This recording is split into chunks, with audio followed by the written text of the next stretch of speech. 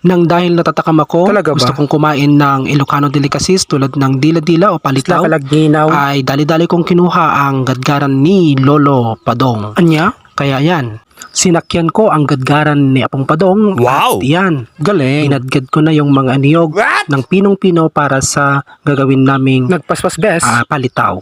Ibubukayo daw ni Mama, kung nasa patabutog mo, at ni Auntie. Si Anya? Auntie naman ay Magpiprito ng baduya.